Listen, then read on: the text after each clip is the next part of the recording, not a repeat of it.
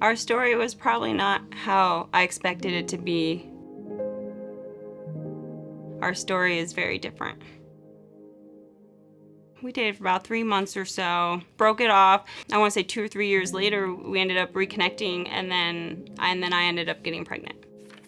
I just remember thinking, like, this is so overwhelming. I have no idea how we're gonna do any of this. So when you see love on TV, that's how it is. It's just that's how I felt. You didn't realize all the drama and the ups and downs, and that you guys don't always get along. Unfortunately, I had an incident that happened in my life, and I ended up getting prescribed painkillers, and that started a 12-year-long battle of on and off addiction, in and out of rehabs, institutions. I'm a child of an alcoholic, and I had spent my whole life thinking I do not want to be how my father was. Now I have this duality of I'm going to be a father, and now I'm potentially a drug addict, and it's just totally warped my perception of who I was and who I am, and I think that's what kind of had me crash down. It was bad.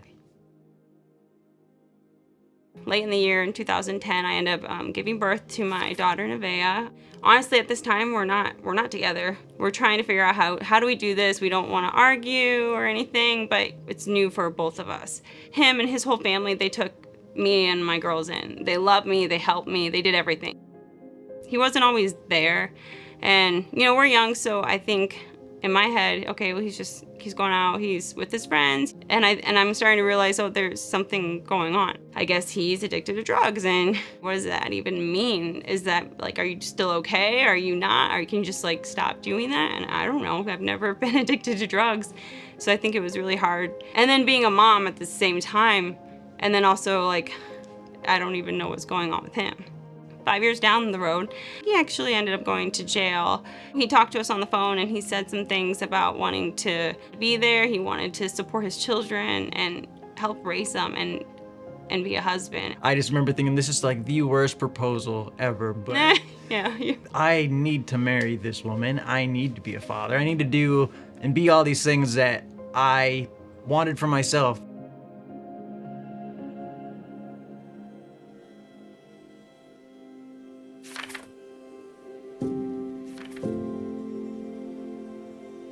Loving someone with addiction is probably the hardest thing that you could ever do, because I can't help him, and I see this cycle repeating over and over and over again, and honestly I felt like it really killed my soul. I kind of thought like, if you're addicted to drugs, like, how can you love someone at the same time?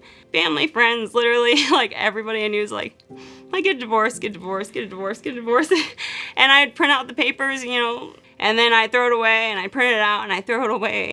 I really felt like God put this on my heart, and this is who God wanted me to be with, and this person is struggling with addiction. It was kind of like, where do you draw the line at helping him and then raising your children at the same time? And I think for my kids is what kind of made it where, like, I just felt like I had to take care of them, and I had to leave. I was incarcerated again. My youngest went into my bedroom and just started crying because I wasn't there to be able to see her off to school. I just wasn't there, and I had always promised, my kids that I wasn't gonna leave them again, that I was gonna be there, and I failed pretty hard, and I think that's the breaking point that, like, felt so ashamed of myself that I'd become this thing that I never wanted to be, and I really don't know how else to explain it other than I was having a legitimate conversation with God. He told me essentially that I have so much more for you, and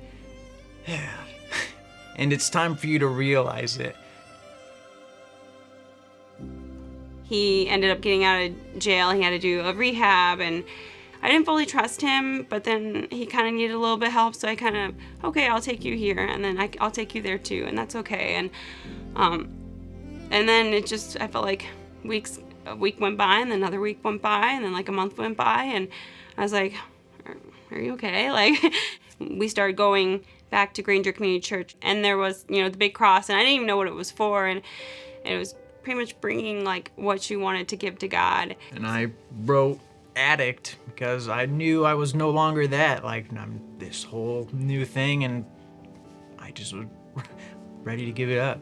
And then once they announced the baptism, that was when we're like, we're committed, like we're doing this and we want to do this together and really say, we're ready. We had to relearn how to be married because it was completely different from before. We're doing this with God in the center, with God as our focus, because if we try to do it any other way, it just doesn't work.